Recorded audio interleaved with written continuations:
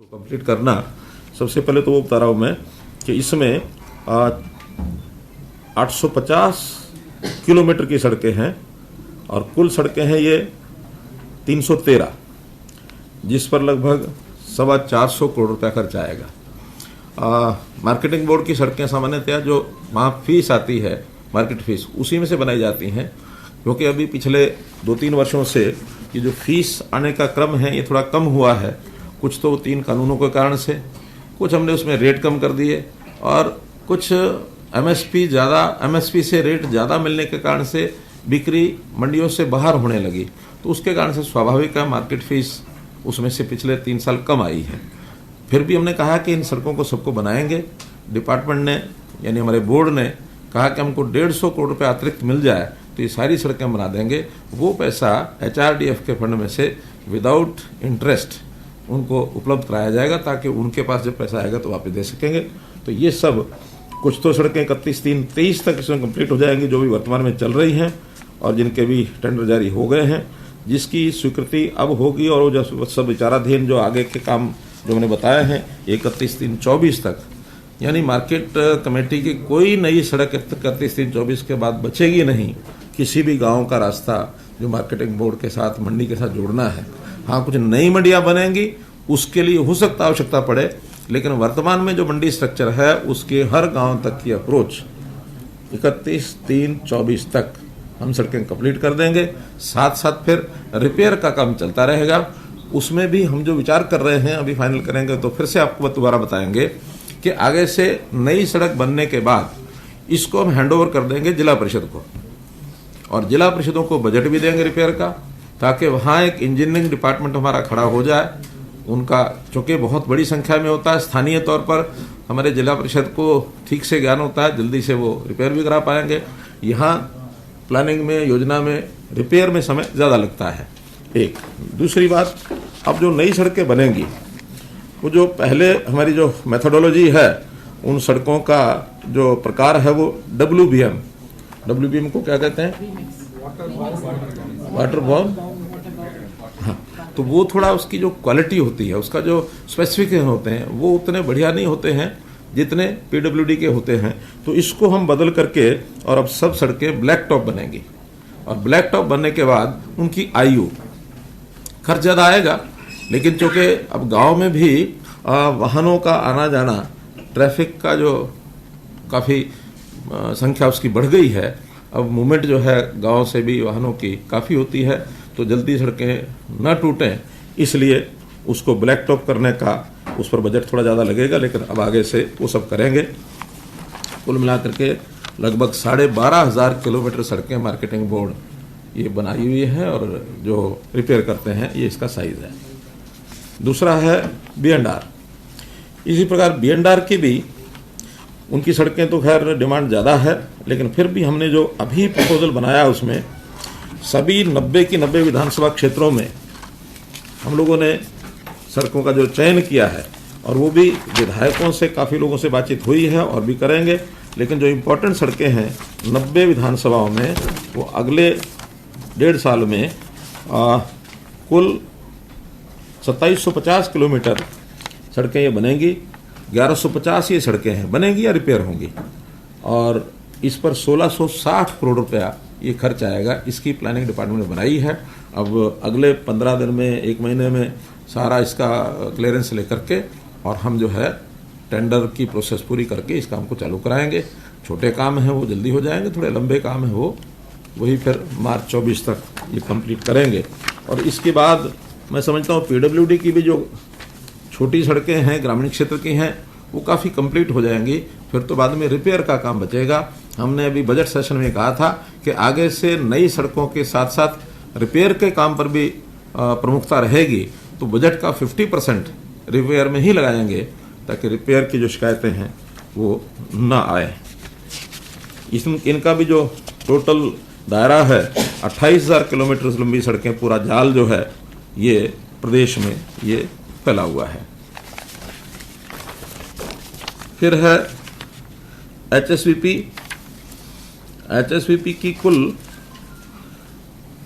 112 kilometre की ऐसी सड़कें हैं जो या तो काम हो रहा है या टेंडर प्रक्रियाधीन है। ये बहुत बड़ी संख्या नहीं है, लेकिन फिर भी जहाँ जहाँ सेक्टर हैं इस समय सबकी जानकारी ले ली गई है और वो 112 किलोमीटर की सड़कें लगभग 36 करोड़ रुपया, ये इसका काम बहुत शीघ्र ये पूरा हो जाएगा। टाउन कंट्री प्लानिंग इसमें यानी खास करके जीएमडी और एफएमडीए गुरुग्राम और फरीदाबाद इसमें एचएसवीपी नहीं करता, तो इनका भी दोनों शहरों की कुल मिलाकर 197 किलोमीटर सड़कें या तो काम चल रहा है और या प्रपोज्ड हैं। उस पर शीघ्रता से इस काम को शुरू किया जाए और इसमें 402 करोड़ रुपया इस पर खर्च आएगा। ये काम भी इनको प्लानिंग अपनी बना ली है इन्होंने, इस पर भी हम लोग आगे काम कर रहे हैं। इसके साथ अर्बन लोकल बॉडीज़, इसमें भी सभी शहरों से और वहाँ की रिक्वायरमेंट डिमांड मंगवा ली गई है। कुल 506 किलोमीटर सड़कें जिसकी कॉस्ट 141 करोड़ रुपये आएगा। अब ये सड़कें चूँकि सब जो बजट होता है स्थानीय निकायों का, जहाँ जहाँ का बजट है वही अपना अपना काम करेंगे। केवल उनको टाइम बाउंड कर रहे हैं कि 15 दिन में वो सब लोग उसका प्रपोजल बना करके और अपनी जगह टेंडर निकालना उनका काम है। मॉनिटरिंग करना अर्बन लोकल बॉडीज डिपार्टमेंट उसको मॉनिटरिंग करेगा। तो इसमें ज़्यादातर ये सड़कें रिपेयर की सड़कें हैं, जो डैमेज्ड पोर्शन है ये वो सड़कें हैं। नई सड़कों के लिए एक योजना जिसकी मैं अभी घोषणा कर रहा हूँ और वो भी आपके माध्यम से ये मिलेगी कि शहरों की जितनी नई सड़कों का प्रपोजल आएगा उसमें हम उनको जो सामान्य बजट हम पहले से देते हैं, यानी स्टेट फाइनेंस का, सेंट्रल फाइनेंस का या अन्य स्कीमों का, तो अब ये नई सड़कों की एक स्कीम, इसमें पहले तो सारी सड़कें स्थानीय अर्बन लोकल बॉडीज़ को ही बनवानी होती थी, लेकिन उनके यहाँ बजट के कम होने के कारण से अब इसमें 50-50 शेयरिंग ये हम करेंगे कि शहरों की नई सड़कें जहाँ से प्रपोजल जो नई सड़कों का आएगा उसमें 50% पैसा स्टेट गवर्नमेंट ही अपने पास से देगी, ताकि वहाँ पर किसी प्रकार की उनको कमी ये न रहे। HSIDC की भी जितने भी एस्टेट्स हैं उन सब एस्टेट्स की 24 एस्टेट्स हैं जो बड़ी बड़ी हैं, खास करके रोहतक, बावल, फरीदाबाद, राई, बड़ी, साहा, पानीपत, करनाल, ये सब का मिलाकर टोटल लेंथ 822 करोड़ रुपए 822 किलोमीटर हैं, जिसमें 653 किलोमीटर तो ठीक दशा में हैं। 273 किलोमीटर ऐसी हैं जो अभी जो पहले से कंट्रैक्टर्स के डिफेक्ट लायबिलिटी पीरियड में हैं, उनको भी मैं HSIDC के जो यहाँ अधिकारी बैठे हैं वैसे भी हम डिफेक्ट लायबिलिटी को भी मॉनिटर करेंगे कि वो टाइम से वो ठीक करें। कई बार मॉनिटरिंग में कमी रह जाती है, उनको लगता है हमारा जो 3 साल का 5 साल का पीरियड है उस बीच में रिपेयर नहीं होती। हर 6 महीने में उनकी सड़कों की सर्टिफिकेशन ये HSIDC के अधिकारी करेंगे कि वो किस कंडीशन में है, और अगर कंडीशन ठीक नहीं है तो टाइम बाउंड तरीके से वो ठीक करें, नहीं तो उनको फाइन करें, नहीं तो ब्लैकलिस्ट करें, नहीं तो उनको उनका काम फिर वर्क चार्ज के नाते से दूसरा डिपार्टमेंट से करा के पैसा उनसे चार्ज किया जाए। और अभी जो डिपार्टमेंट ने खुद करनी है वो 168 किलोमीटर है, जिसके ऊपर 74 करोड़ रुपए का ये खर्च आएगा। ये प्लानिंग HSIDC ने अपनी जो है ये बना ली है। तो ऐसे ये सब विभाग सड़कों के इस काम को पूरा करेंगे। ये हमने पिछले 15 दिन में 2 बार सभी विभागों के साथ बैठ करके और ये सब किया है। इसके साथ दूसरा विषय है शिक्षा। शिक्षा क्षेत्र में जिस मैंने बताया, लंबा इतिहास अगर मैं करूं तो पिछले 17-18 साल में 2004 के बाद स्कूलों की संख्या ये कम ज़्यादा होती रही है, और कम ज़्यादा होने का कारण भी डिमांड जो है वो ज़्यादा उसका एक फैक्टर रहा है। डिमांड के साथ साथ वहाँ की बच्चों की संख्या और वहाँ की कितनी आवश्यकता है, इस पर शायद पहले कभी ध्यान नहीं किया गया, और उस डिमांड में number of teachers, number of students के हिसाब से, या एक जो बड़ा विषय पिछले सालों से चलता रहा जिसको बहुत ध्यान नहीं दिया गया कि एक भवन में 4 प्रकार के अलग अलग स्कूलों को 4 स्कूलों की मान्यता दे दी। यानी एक ही भवन में वहाँ पहली से 5वीं प्राइमरी स्कूल है, उसी भवन में 6ठी से 8वीं मिडिल स्कूल है, उसी भवन में 9वीं से 10वीं हाई स्कूल है, और उसी भवन में 11वीं 12वीं सीनियर सेकेंडरी स्कूल है। 4 स्कूल मान करके और 4 हेड वहाँ नियुक्त कर दिए।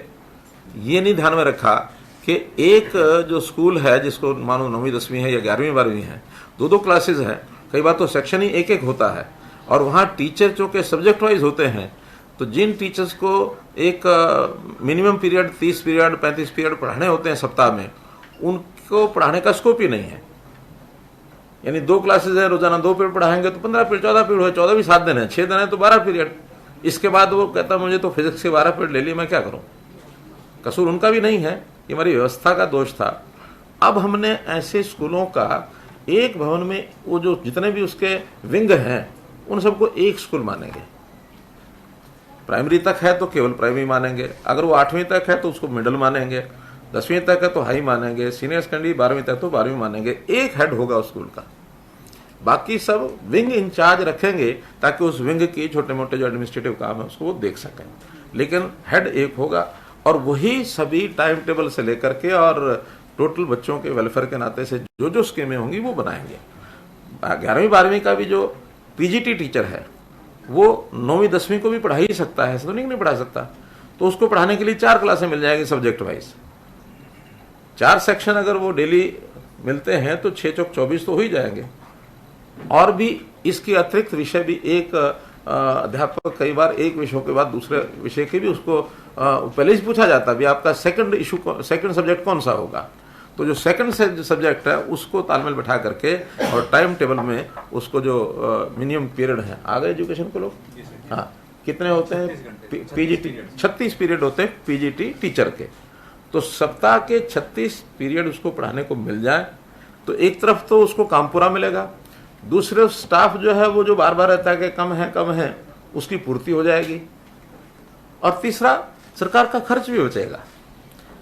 एक ऐसी स्थिति आपके सामने मैं रख रहा हूं जो मैं भी खुद बड़ा हैरान हूं कि देश भर में पर student per year school class तक 12वीं तक सबसे ज्यादा खर्च हरियाणा का है। फिगर मैं नहीं कोट करूंगा क्योंकि अभी मुझे उसमें जरा और ऑथेंटिसिटी उसमें चाहिए, जरा डिपार्टमेंट से मैंने मांगा है, लेकिन इतना जरूर है कि ये बजट और ये खर्च पर स्टूडेंट हमारा सबसे ज्यादा है, इसलिए इसके कारण से कठिनाइयां भी हैं। और उसी कारण से ना आवश्यकता होते हुए भी पिछले सालों में खास करके कांग्रेस के समय में सीट्स को क्या सैंक्शन कराना, नंबर ऑफ पोस्ट सैंक्शन करा लो, सैंक्शन पोस्ट में और आवश्यकता में बहुत बड़ा गैप है, जिसके कारण से बार बार ये कहते हैं कि इतनी पोस्टें खाली हैं। मानो उदाहरण के लिए हमको आवश्यकता है 80,000 टीचर की और सैंक्शन है 1,26,000। 80,000 तो आज हैं, आवश्यकता 95,000 समथिंग है, तो 25-30,000 तो पोस्ट सैंक्शन ज्यादा है, आवश्यकता कम है। अभी आलोचना स्वाभाविक होगी, तो इसलिए हर साल रिव्यू करेंगे, रैशनलाइजेशन करेंगे बच्चों की स्ट्रेंथ के हिसाब से, क्योंकि एक जो बच्चों का रेशो टीचर पीपल रेशो 1:30 ये एक आइडियल है। हमारे यहाँ कभी 1:20 हो जाता है, कभी 1:21 हो जाता है, कभी 24 हो जाता है, 30 तो बहुत दूर की बात है।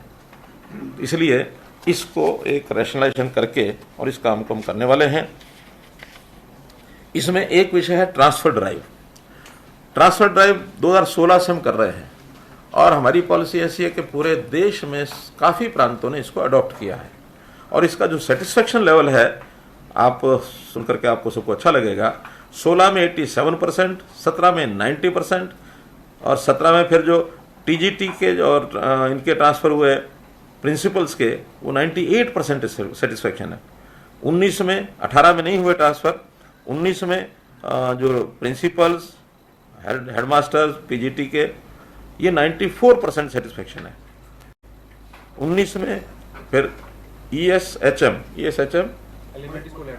एलिमेंट्री स्कूल हेडमास्टर और टीजीटी इनके मिला के 94% सेटिस्फेक्शन है। तो इन 4 वर्षों में 16, 17, 18 में हुए नहीं और 19 89,000 टीचर्स के ट्रांसफर हुए हैं और ओवरऑल लगभग 93-94% सेटिस्फेक्शन रेट ये रहा है। 20 और 21 में हम लोग ऑनलाइन ट्रांसफर कोविड के कारण से नहीं कर सके, क्लासेस भी डिस्टर्ब हो गई थी, ऑनलाइन कक्षा लग गई थी, सब लोग अपने घर से पढ़ रहे थे, यानी घर में ही पढ़ रहे थे, बच्चे घरों से टीचर पढ़ा रहे थे, इसलिए 2 साल वो नहीं हो पाया। अब इस वर्ष वो टीचर ट्रांसफर का सिलसिला सारा शुरू किया है। इसमें क्योंकि 2 साल हुआ नहीं, तीसरे साल हो रहा है, तो इसमें कई कठिनाइयाँ डाटा एंट्री की भी आ रही हैं, कहीं कहीं पोर्टल में भी कुछ गड़बड़ हो रही है। वो सब ठीक, तकनीकी खामियां जो हैं ये ट्रांसफर ड्राइव की सब ठीक करने के बाद जब सबका डाटा जो उनको लोड करना वो लोड हो जाएगा, उसके बाद ही ये ट्रांसफर हम करेंगे। उसके लिए हमने 2 बार शायद टाइम भी बढ़ाया है।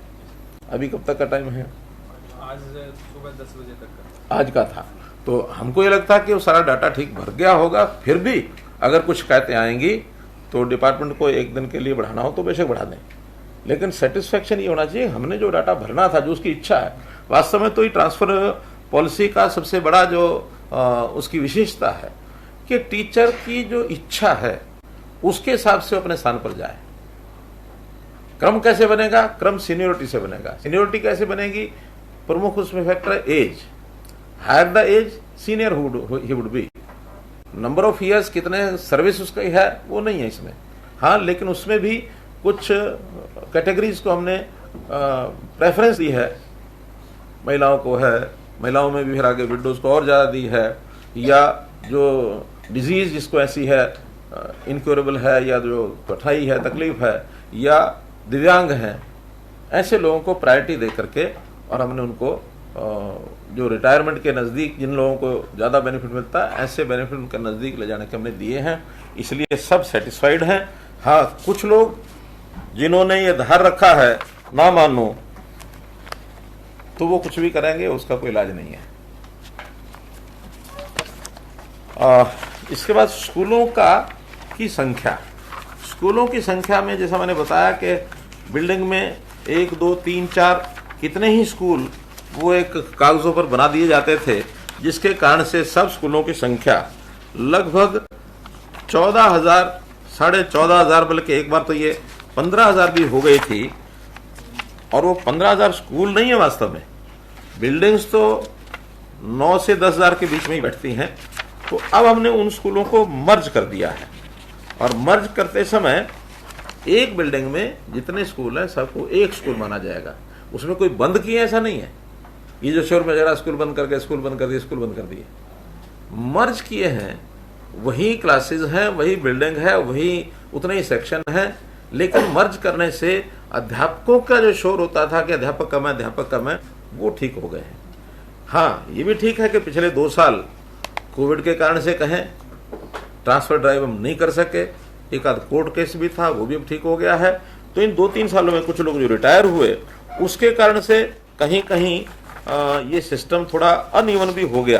तो उस अनइवन के कारण से भी कुछ इसमें जैसे उदाहरण दिए हैं कि एक स्कूल तो ऐसा, यानी 100 स्कूल तो ऐसे हैं जिसमें टीचर्स की संख्या कम है और अध्यापक उसमें ज़्यादा हो गए। 117 माध्यमिक विद्यालय शिक्षक विहीन थे, जहाँ शिक्षक था ही नहीं, और 2000 से अधिक ऐसे थे जिसमें 9वीं 10वीं के सेक्शन 1 है या 2 हैं, और उसमें पीजी टीचर्स ज़्यादा थे। तो ऐसा रैशनलाइजेशन करने के बाद अब ये जो लास्ट में संख्या आई है 14,503 की जगह अब ये स्कूल माने जाएंगे 9,700। ये स्कूल माने जाएंगे। स्कूल तो पहले वही है, आज भी वही है, लेकिन जिसको एक स्कूल कहेंगे वो सब क्लासेस का एक स्कूल होगा। जो उसके अलग अलग जिसको विंग कह सकते हैं वो उतने ही हैं। इसमें सीनियर सेकेंडरी के 2,306 थे, 2,304, क्योंकि उनको तो किसी को मर्ज कर नहीं सकते। केवल 2 स्कूल हैं जो बिल्कुल आसपास थे, अंदर ही थे। कई बार क्या होता है कि एक बॉयज स्कूल है, एक गर्ल्स स्कूल है, शायद हमने सब मिडल तक, और ये 2 जो स्कूल हैं ये क्या कोलोकेटेड,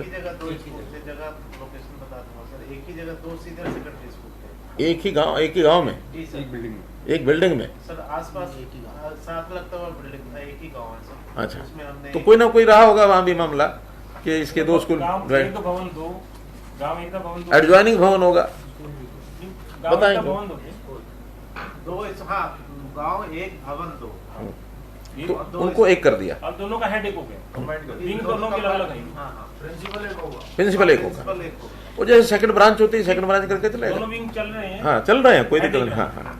हाई स्कूल में 1034 थे, उसमें से 5 जो है वो आसपास के थे, उनको मिलाया है। 2 नियर बाई लोकेशन थी, उनको उसके साथ जोड़ा है। तो ऐसे 5 कम होकर के और 1027, 2 ऊपर चले गए, 5 ही है, 5 और 2 7, 1027। मिडल जो है उसमें भी 2416 थे, उनको कोलोकेटेड लोकेशन के ऊपर मिला दिया। और 101 ऐसे थे जो एनरोलमेंट बहुत कम थी उनकी, उनको भी पास के गांव के अंदर साथ मिलाया उसको, जो 2122 रह गए हैं। हाँ, अगर ये कहें कि मर्ज किए हैं तो ये 101 स्कूल किए हैं, जिनकी संख्या 10, 15, 20 मिडिल स्कूल की 3 क्लासेज हैं। अगर 20 संख्या होगी तो 5-5, 6-6 बच्चे आएंगे। और 3 क्लासेज में वहाँ टीचर 5 टीचर रखने शायद जरूरी है, या 3 टीचर, 3 टीचर रखने जरूरी हैं। 20 बच्चे हैं, 3 टीचर हैं, तो उनके सेक्शन भी क्या क्या बनाएंगे, पढ़ाएंगे भी क्या। और वैसे भी एक साइकोलॉजी होती है, जिसको क्लास में पढ़ना होता है उसको क्लास का माहौल ना मिले तो बच्चा पढ़ नहीं सकता। ये जो बहुत छोटी एंटिटी हो जाती है क्लास की, उसमें उसका पढ़ाई का साइकोलॉजी उसकी बनती नहीं है। उसको ना कंपटीशन खड़ा होता है, ना उसको ये लगता है कि मेरी क्लास है, उधर से घर में बैठ के पढ़ते हैं 5 लोग, 6 बच्चे। इसलिए उसको हमने ठीक करने के लिए भी ये स्कूल हमने जरूर मर्ज किए हैं। ऐसे ही प्राइमरी स्कूल, ये भी 4493 स्कूल ऐसे थे जो उसी भवन में थे। बड़ा स्कूल भी है, छोटा भी है, इनको उसी स्कूल का पार्ट बना करके और उसको संख्या उसकी कम कर दी है। आरोही जैसे थे वैसे ही हैं, कस्तूरबा गांधी जैसे थे वैसे ही हैं। तो ये सब स्कूल उसी प्रकार के हैं, उसमें कहीं कोई कठिनाई नहीं है। प्राइमरी जो पहले 7 एक ही बिल्डिंग में थे, उस समय माने जाते थे 8670, अब 4493, तो जो उसके ऊपर की क्लास का जो स्कूल है, मिडिल है, हाई है, हायर सेकेंडरी, उसके साथ मिला दिया। अब इंडिपेंडेंट प्राइमरी रह गए 4184। ये सिर्फ 5वीं तक ही है, इसके ऊपर क्लासेज नहीं है, 4184 है।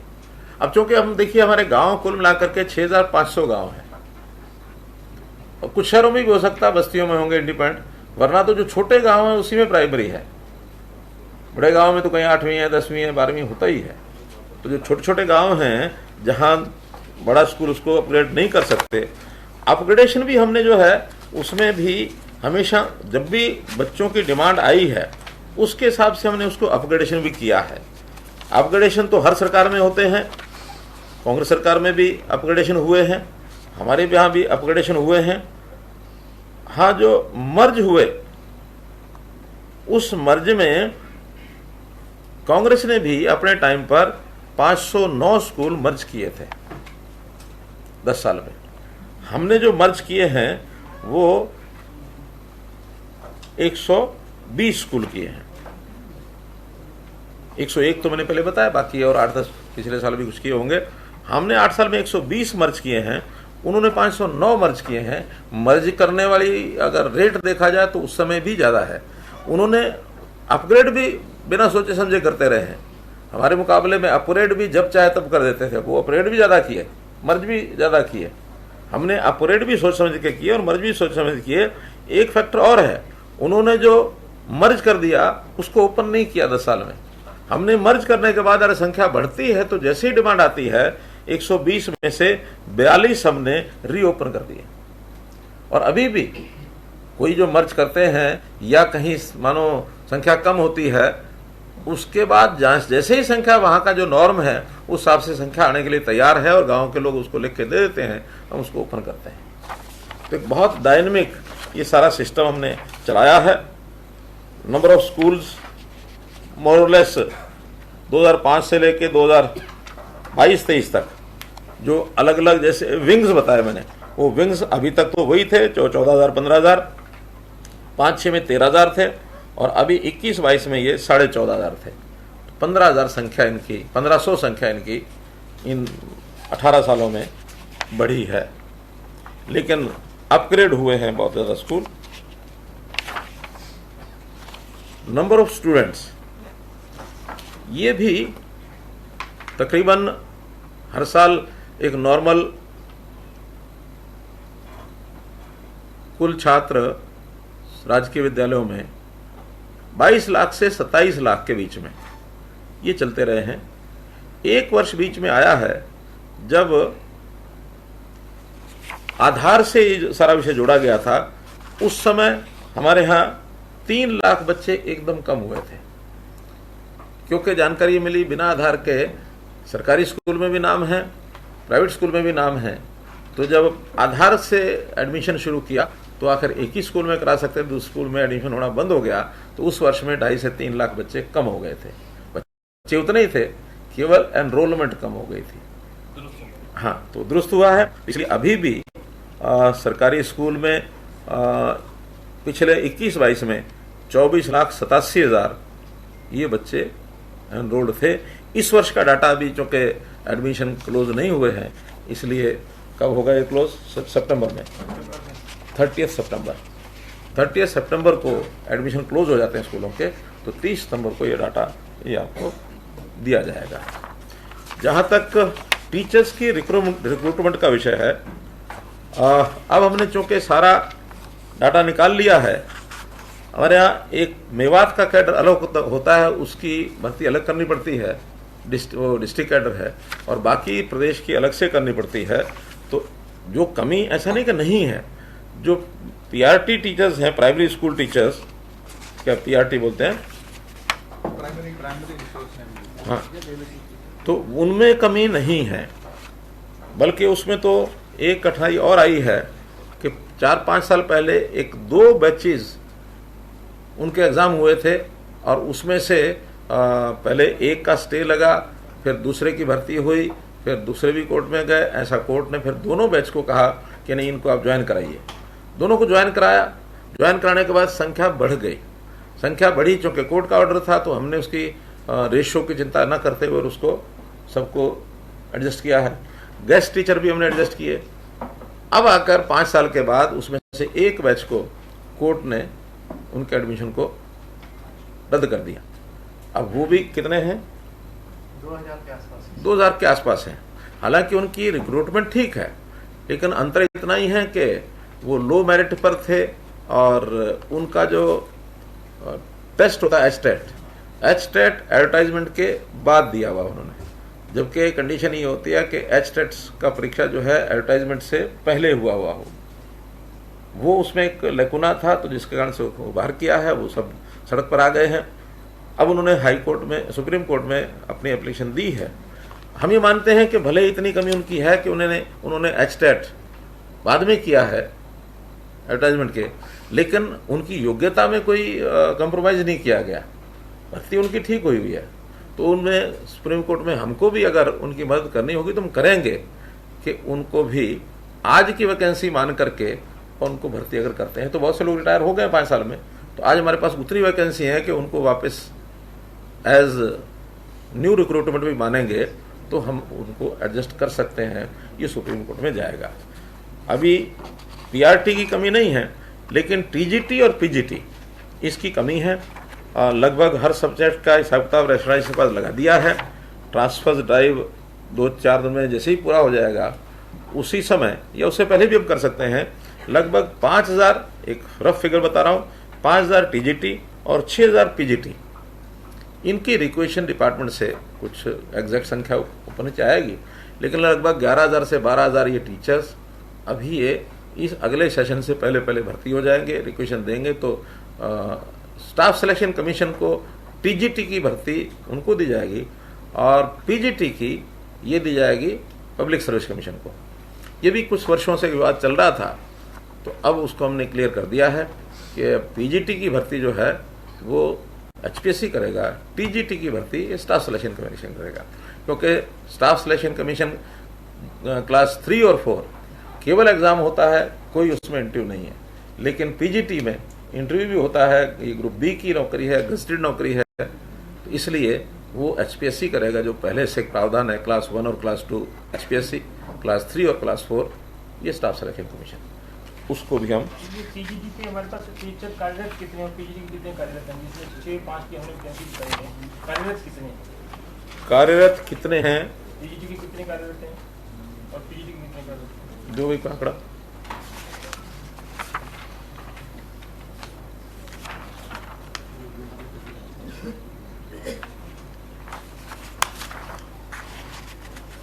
कुल जो भर्ती किए हैं वो तो मैं बता सकता हूँ। ये भी बता दीजिए जब तक वो अपना डाटा निकालते हैं एजुकेशन वाले। टीजीटी ये हमने आने के बाद 15 से 22 तक 2500 टीचर भर्ती किए हैं और पीजीटी 6100 भर्ती किए हैं। तो 25 और 6100 8600 भर्ती हमने इन 8 सालों में की है।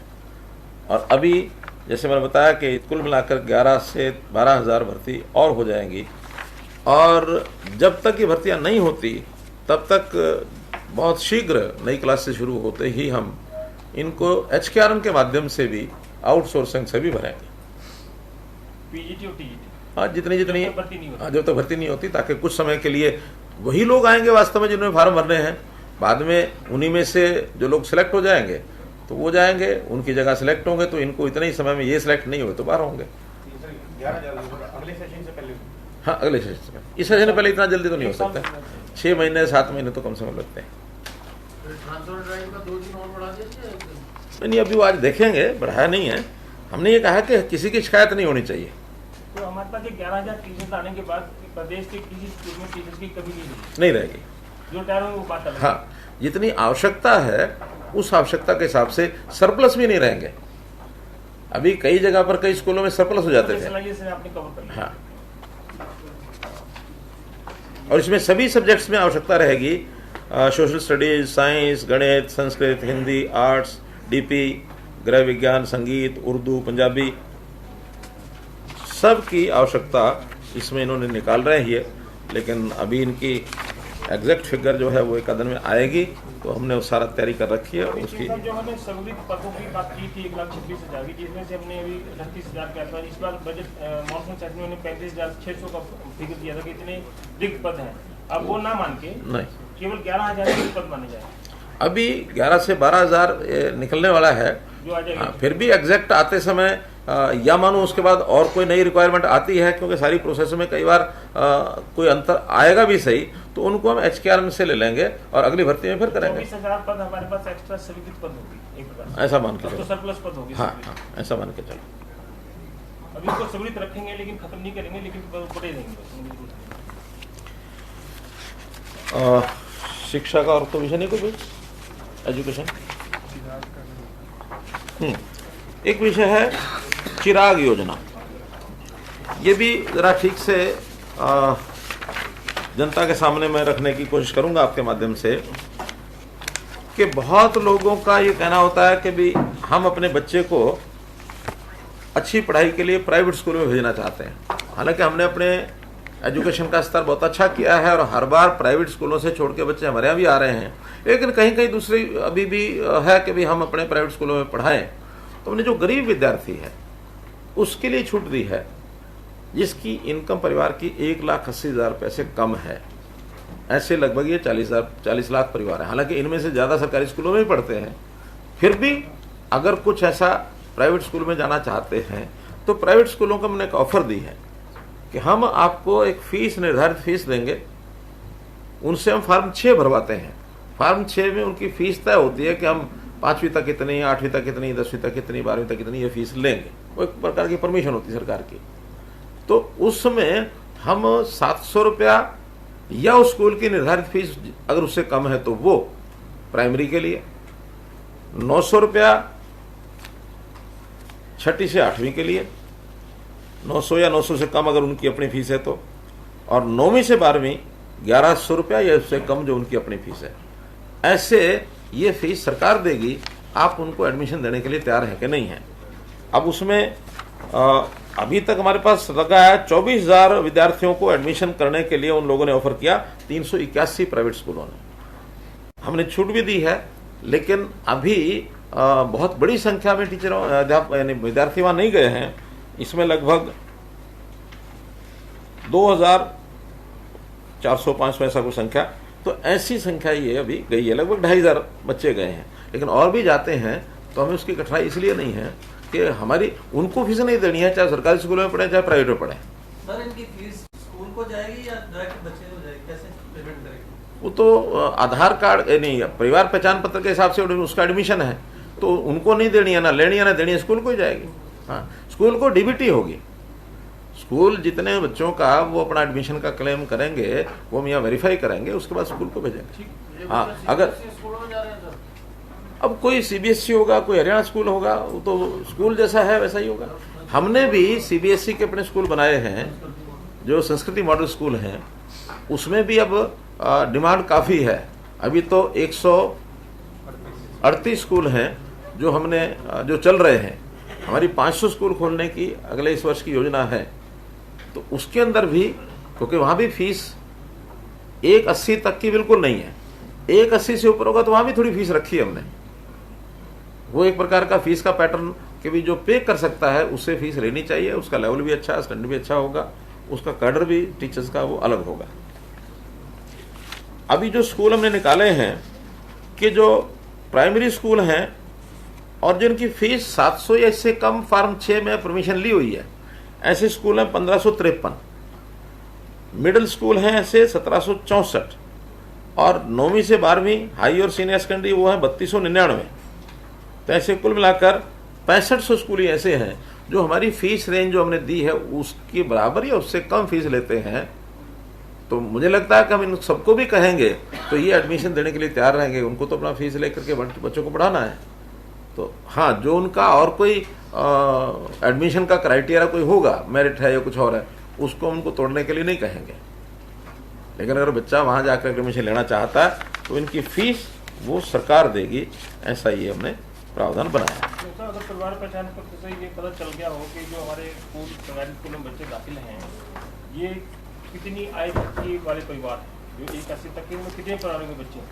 अभी देखिए सरकारी स्कूलों में तो डिफरेंशिएशन किया नहीं हमने, हमने अभी उसमें नहीं निकाला हमने। हाँ, उसमें अगर हम निकाल के बताना चाहें तो सरस्वती मॉडल स्कूल जो हैं उनका पता लग सकता है, क्योंकि वहाँ तो फीस वहाँ भी 180 से नीचे फ्री है, वहाँ पता लग जाएगा। तो मित्रों, 2 विषय तो ये थे, अब और 2-3 विषय हैं।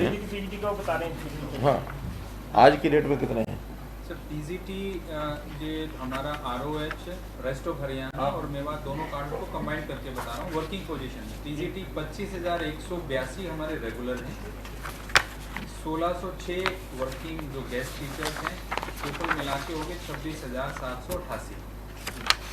और अगर इसी में टीजीटी की हम बात करें तो 16,697 वर्किंग रेगुलर हैं, 4,822 गेस्ट टीचर्स हैं टीजीटी काडर में, टोटल हो गया है संख्या 21,519। टीजीटी रेगुलर जो वर्किंग में है 16,697, गेस्ट हैं 4,822, टोटल संख्या बन गई 21,519। और अगर जेबीटी की हम बात करें पीआरटी 27,648 रेगुलर हैं हमारे पास, 5,508 वर्किंग हैं जो गेस्ट हैं और टोटल संख्या 35,156। एक सूचना के लिए है ये, हमारा जो स्टाफ सिलेक्शन कमीशन है उन्होंने एक मैसेज हमको दिया है, तो आपकी जानकारी के लिए बता रहा हूँ कि उन्होंने जो अपना पोर्टल बनाया हुआ है उसमें कठिनाई आ रही है। कोई लोग अपनी ग्रीवेंस कठिनाई जो समस्या रखना चाहते हैं वो नहीं जा पाती है, कई बार उनको वहाँ स्पेस में एनआईसी की कोई चीज़ है, जब समाधान होगा तब हो जाएगा, मुझे लगता है जल्दी हो भी जाना चाहिए। लेकिन तब तक एक व्हाट्सएप नंबर उन्होंने जारी किया है कि किसी को कोई शिकायत है तो उस पर व्हाट्सएप करें, और व्हाट्सएप नंबर है, अगर आप लिख करके आगे बता सकते हैं लोगों को, 9872723100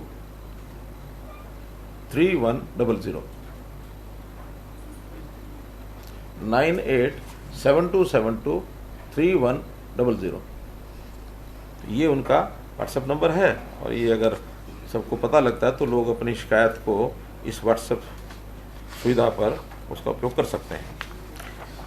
एक स्कीम हमने टाउन कंट्री प्लानिंग की दी थी, जो CLU जो प्रोजेक्ट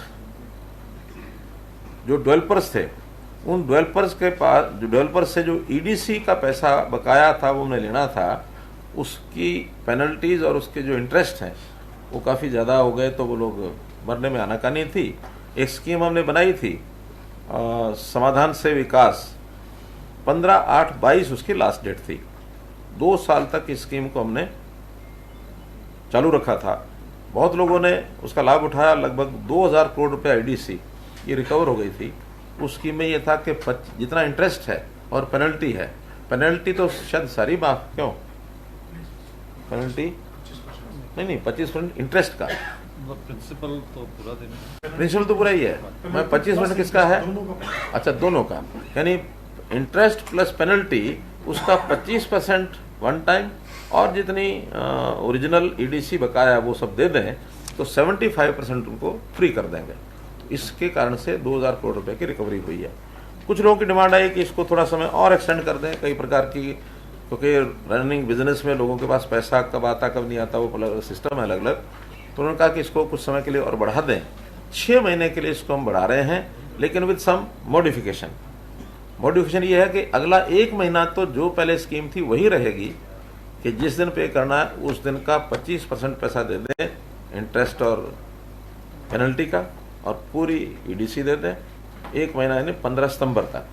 15 सितंबर के बाद अगले 5 महीने में हर महीने 1% और इनको देना पड़ेगा, यानी सितंबर अक्टूबर में 26%, अक्टूबर नवंबर में 27%, नवंबर दिसंबर में 28%, दिसंबर जनवरी में 29% और दिसंबर जनवरी फरवरी 15 तक 30%। टोटल का जो इंटरेस्ट और पेनल्टी है उसका 30% देके और सारा माफ कर दें।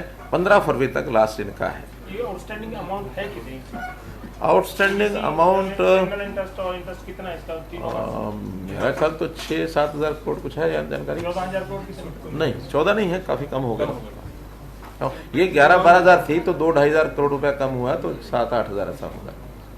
तो इसमें से आगे से हमने इसको सुविधा, मतलब सरकार की भी सुविधा है, उनकी भी सुविधा है कि उनका जितना भी पैसा बकाया होगा उसके लिए या तो लैंड और या फिर उनके बिल्डिंग के फ्लैट्स, उनको हाइपोथिकेट करके डिपार्टमेंट का हम कर देंगे, टाइम तय कर देंगे, इतने टाइम तक आप देंगे ठीक है, नहीं तो ऑक्शन में देकर रिकवर कर लेंगे। ये हम जनवरी के बाद करेंगे?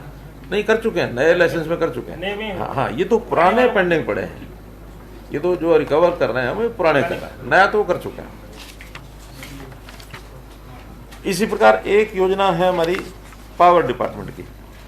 पावर डिपार्टमेंट में वैसे तो हमने 31 दिसंबर 2021 तक उससे पहले रिकवरी की थी, और उस रिकवरी में काफ़ी लोगों ने अपनी डिफ़ॉल्ट पेमेंट पे कर दी थी, और 24 घंटे बिजली हमारा गांव जगमग गांव उसके अंदर वो सब आ भी गए थे, लेकिन फिर भी डिफ़ॉल्टर्स अभी शेष हैं। हम चाहते हैं कि जल्दी से जल्दी इस चैप्टर को, पिछले को बंद करके हर एक घर को 24 घंटे बिजली मिले। जो हमारे 5600 कुछ गांव ऐसे हैं जिनको बिजली 24 घंटे मिल रही है, 1000 के लगभग ऐसे अभी भी बाकी हैं जो 24 घंटे में नहीं दे पा रहे हैं। उसमें बाकी कारण इंफ्रास्ट्रक्चर के छोटे मोटे हो सकते हैं, लेकिन बड़ा कारण यह है कि उनकी पिछली पेंडेंसी वो खत्म हो जाए। उसके लिए फिर से हम स्कीम लेकर के आ रहे हैं कि जो उनका बकाया है वो मूल राशि हम उनको सरचार्ज सारा माफ कर रहे हैं ना, सरचार्ज इंटरेस्ट सारा माफ कर रहे हैं। हाँ, डोमेस्टिक है ये, डोमेस्टिक के लिए मूल राशि एक मुश्त दें, या थोड़ा और भी उनको सुविधा हो जाएगी 3 किश्तों में भुगतान कर दें अगले बिलों के साथ। एक मुश्त देने पर 5% और एक मुश्त अगर देंगे तो 5% उसका डिस्काउंट देंगे। कब तक का माफ कर रहे हैं? ये आज से पहले का जितना भी सरचार्ज है, 21 में जो डिफॉल्टर थे और अभी भी अच्छा 31, ये पिछले साल 31 दिसंबर 2021 को जो डिफॉल्टर थे उससे पहले के मूल राशि पर डिस्काउंट मिलेगा 5%। वो तो छोड़ ही दिया सारा, यानी इंटरेस्ट और पेनल्टी तो सारी छोड़ दी। बाकी जो 5% है उसमें से भी 5% कम कर देंगे अगर वो एक मुश्त तारा देते हैं। फिगर कुछ है जी सर, बताइए। 2792 करोड़ डोमेस्टिक रूरल है, जिसके ऊपर सरचार्ज 1276 करोड़ है। कुल मिला के 4069 करोड़ है डोमेस्टिक रूरल और 759 करोड़ है डोमेस्टिक ऑर्गन। 759 पे तो सरचार्ज नहीं है। सरचार्ज शामिल है उसमें 74 करोड़। ये हमने पहले तो 3 किस्तें लिखी हैं, फिर बाद में 6 बिलों के नियमित भुगतान मतलब। सर आगे के लिए, अच्छा आगे भी आगे के लिए जो देते रहेंगे अगले 6 बिल में, तो उनका वो माफ हो जाएगा। यानी जो हमने सरचार्ज की माफी करनी है वो भी तुरंत नहीं होगी। 6 महीने 6 बिलों में अगले 6 महीनों की रेगुलर पेमेंट अगर होती रहेगी तो उसमें 1/6 हर बिल के साथ उनको क्रेडिट करते जाएंगे और 6 बिल यानी 1 साल के बाद उनका सारा वो माफ हो जाएगा। अगर वो 6 बिल तक भी पूरा नहीं करते हैं तो फिर ये रिवाइव हो जाएगा जहां उन्होंने छोड़ा था। अगर उसमें से एक मुश्त देता है फिर तो बात ही खत्म हो गई। बात ही खत्म हो गई। 5% के साथ माइनस हो गया। हाँ। 3 महीने का फिर नहीं, एक मुश्त देने के बाद भी सरचार्ज उनके नाम रहेगा, साल भर के बाद वो सजा माफ होगा। क्योंकि मानो आज एक मुश्त ले गए और फिर अगले 2 महीने के बाद डिफॉल्टर होना शुरू हो गए। 1 साल तक रेगुलर बिल भरे। रेगुलर बिल भरे और हर 2 महीने के बाद जो बिल भरेगा तो सरचार्ज उसका मान लो 6000 करोड़ है तो हर 2 महीने बाद 1000 करोड़ कम हो जाएगा। क्योंकि बचत खाते में रख दिया गया तो देता रहे तो हाँ, वो रेकरिंग एक उसका वो खाता चलेगा। ऐसे ही बहुत से सरकारी विभाग ऐसे हैं जिनकी पेंडेंसी पुरानी बाकी है, तो सरकारी बिजली कनेक्शन सहित अन्य जो उपभोक्ता वर्ग है उसके लिए भी इसी प्रकार की एक शर्त रखी है।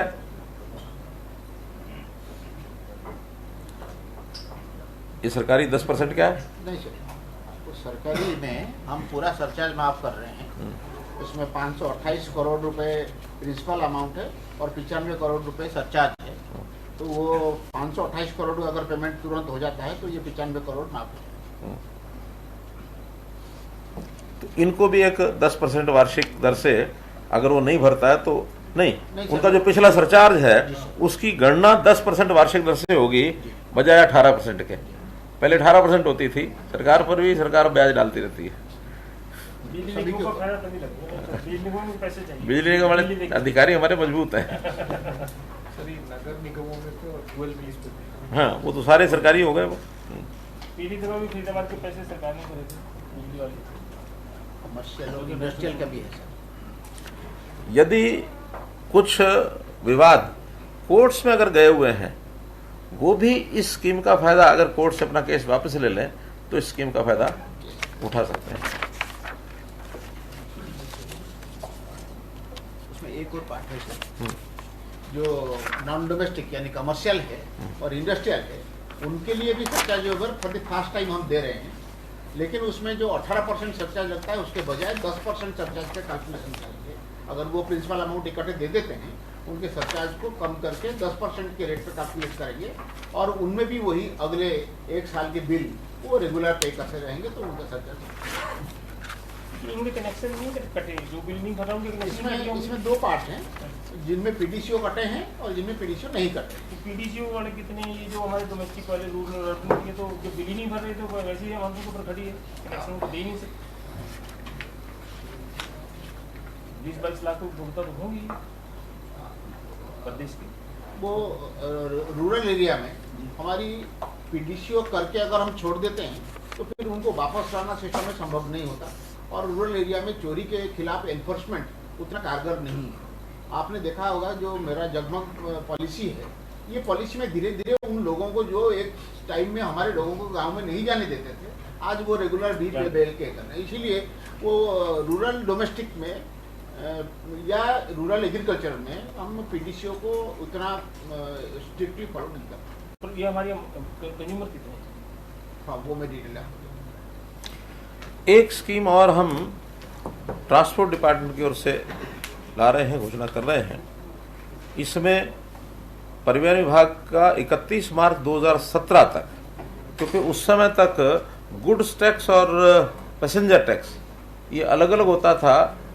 पैसेंजर टैक्स वसूल करते थे ट्रांसपोर्ट डिपार्टमेंट के लोग और गुड टैक्स वसूल करते थे एक्साइज टैक्सेशन के, ऐसे ही ना सर? पैसेंजर गुड्स टैक्स था, दोनों ही एक्साइज की सेवा करता था। और अब व्हीकल टैक्स होता था जो वो मोटर व्हीकल ये करते थे।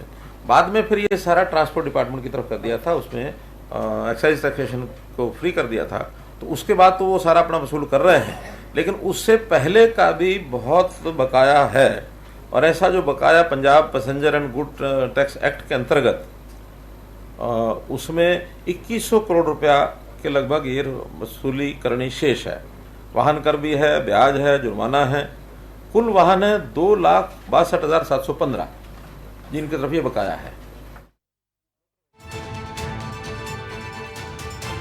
हरियाणा के मुख्यमंत्री ये प्रेस कॉन्फ्रेंस कर रहे हैं, अलग अलग विभागों के अलग अलग कार्यों के और स्कीम्स के बारे में उन्होंने जानकारी दी और एजुकेशन से शुरू करते हुए बिजली विभाग की भी उन्होंने बात की और अब ट्रांसपोर्टेशन डिपार्टमेंट को लेकर भी उन्होंने अलग अलग योजनाओं की और कैसे अब विभाग काम कर रहे हैं, कैसे बेहतरी की तरफ आगे ले जाया जा रहा है, इसको लेकर बात रख रहे हैं। इससे पहले उन्होंने एजुकेशन डिपार्टमेंट को लेकर अलग अलग बातें कही, क्योंकि बहुत से मसले ऐसे उठ रहे हैं कि स्कूल बंद किए जा रहे हैं या फिर बच्चों की संख्या कम हो रही है और स्कूल को मर्ज किया जा रहा है। इन बातों को लेकर काफ़ी चर्चाएं जो हैं वो हुई थी और काफ़ी विवाद जो है इन बातों को लेकर पिछले कुछ दिनों से हो रहा है लगातार।